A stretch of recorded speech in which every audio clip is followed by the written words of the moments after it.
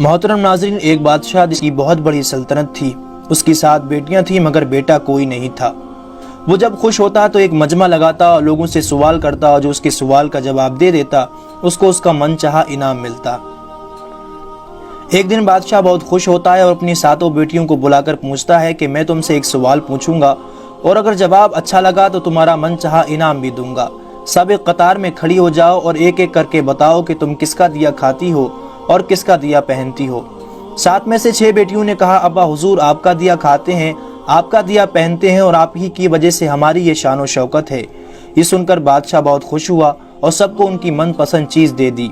जब सबसे छोटी बेटी की बारी आई तो उसने कहा कि मैं अल्लाह का दिया खाती हूँ और अपनी किस्मत का पहनती हूँ और ये मेरा नसीब है।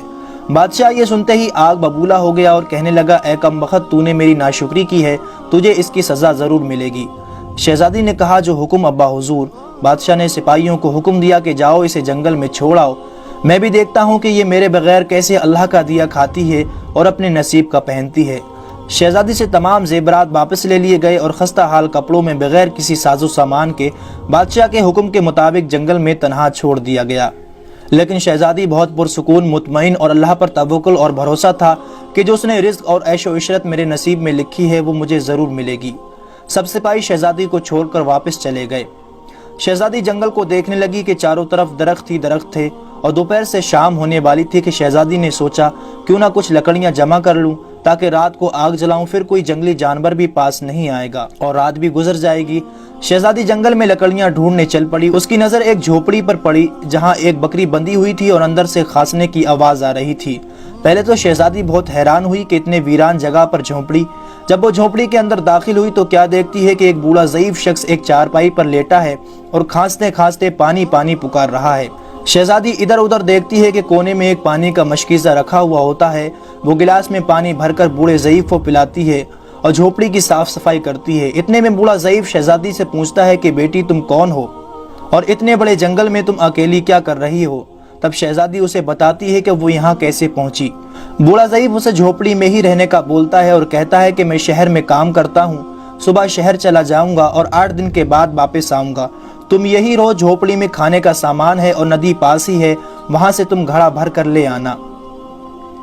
सुबह को बूढ़ा ज़ईफ शहर चला जाता है और शहजादी यहाँ अकेली झोपड़ी में साफ सफाई करके बकरी का दूध निकालती है। आधा अपने लिए रख लेती है और आधा बाहर एक कोने में बर्तन में डालकर रख देती है कि रात को कोई जानवर भूखा या प्यासा होगा तो पी लेगा, और खुद अंदर आकर सो जाती है। सुबह सवेरे जब शहजादी उठती है तो क्या देखती है कि दूध का बर्तन खाली और पास एक लाल पड़ा है जो देखने में बहुत ही नायाब और कीमती मालूम होता है और पास ही सांप के निशान भी मौजूद होते हैं। तब शहजादी को याद आता है कि बचपन में उसने सुना था कि जब कोई नायाब सांप बहुत खुश होता है तो एक ऐसा लाल उगलता है कि जिसकी कीमत हीरे जवाहरात से भी बहुत महंगी होती है। शहजादी बहुत हैरान होती है और दिल में सोचती है कि शायद सांप भूखा था, इसलिए वो दूध पीकर खुशी में लाल छोड़ गया। फिर वो लाल उठाकर अपने पास रख लेती है और फिर अगली रात शहजादी बर्तन में दूध रख देती है और अगली सुबह जब देखती है तो फिर एक लाल पड़ा हुआ होता है। ऐसे ही करते करते 7 दिन गुजर जाते हैं और शहजादी के पास 7 लाल जमा हो जाते हैं और उस दिन बूढ़ा ज़ईफ भी आ जाता है।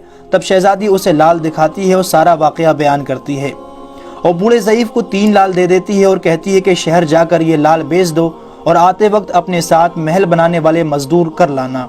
बाकी 4 लाल शहजादी अपने गले में माला के तौर पर पहन लेती है और कुछ ही महीनों में जंगल में एक आलीशान महल तैयार हो जाता है जिसमें बूढ़ा ज़ईफ और शहजादी रहने लगते हैं। ऐसा खूबसूरत महल जिसमें हर आराइश, नौकर चाकर, दुनिया की तमाम नेमतें मौजूद होती हैं। शहजादी जंगल में लकड़ी की एक फैक्ट्री लगा देती है जिसमें गरीब काम करते हैं, उनकी रोटी भी चलती रहती है। देखते ही देखते जंगल एक शहरनुमा बन जाता है और दूर दूर तक धूम मच जाती है कि शहजादी बहुत रहमदिल है। ये खबर ऐसे ही बादशाह तक पहुंचती है तो बादशाह के दिल में इश्तियाक चाहत होती है कि देखो तो सही कौन से मुल्क की शहजादी है जिसकी इतनी तारीफें हैं। बादशाह सिपाहियों के हाथ पैगाम भेजता है शहजादी से मिलने। यहाँ शहजादी के सिपाही जब शहजादी को बताते हैं तो शहजादी ये हुक्म देती है कि बादशाह सलामत एक ही शर्त पर हमसे मिल सकते हैं कि वो अपनी तमाम बेटियों को साथ लेकर आएं। सिपाही जाकर बादशाह को ये पैगाम दे देते हैं। एक दिन बादशाह अपनी तमाम बेटियों के साथ शहजादी के महल जाता है। शहजादी उनसे मिलती है, चेहरे पर नकाब करके उनके लिए 7 रंग के खाने पेश करती है और हर खाने के साथ उसी रंग का जोड़ा और जेवरात पहन कर आती है। महल की शान और शौकत, खूबसूरती और शहजादी का अंदाज बादशाह और बाकी तमाम शहजादियों को बहुत हैरान और मुतासिर करता है। आखिर में बादशाह शहजादी से ये कह ही देता है कि तुम मेरी बेटी के जगह पर हो और मैं भी तुम्हारे कहने पर अपनी तमाम बेटियों को साथ लेकर आया हूँ, फिर हमसे ये पर्दा किस लिए। बहुत इसरार करने पर शहजादी कह देती है कि ठीक है, मैं तैयार होकर आती हूँ। सब शहजादियाँ आपस में सरगोशी करने लगती हैं कि इतनी तो तैयार है, इतने महंगे जेवरात पहनी है, अब और कितना तैयार होकर आएगी। इतने में क्या देखते हैं कि दूर से खस्ता हाल कपड़ों में कोई आ रहा है और गौर करने पर बादशाह को याद आता है कि ये तो अभी तक जिंदा है। मैं तो सोचता था कि इसे जंगली जानवर खा गए होंगे और मैंने अपने सिपाहियों को इसकी खबर लेने के लिए भेजा था, तो उन्होंने ही मुझे बताया था कि वहाँ शहजादी का कोई नामो निशान नहीं है। तो ये कैसे मुमकिन है। बादशाह खुशी से झूम उठता है और कहता है कि शहजादी को बुलाओ, मैं तुम्हें शहजादी से आज़ाद करवा कर ले जाऊंगा और शहजादी तुम्हारी कीमत में चाहे मेरी सारी बादशाहत ही क्यों ना मांग ले। ये सुनते ही शहजादी बोलती है कि नहीं अब्बा हुजूर, मैं ही वही शहजादी हूँ और मैं ना कहती थी कि मैं अल्लाह का दिया खाती हूँ और अपने नसीब का पहनती हूँ। बस उसी अल्लाह ने मुझे कहाँ से कहाँ पहुँचा दिया कि आज मैं आपसे भी ज़्यादा अमीर हूँ।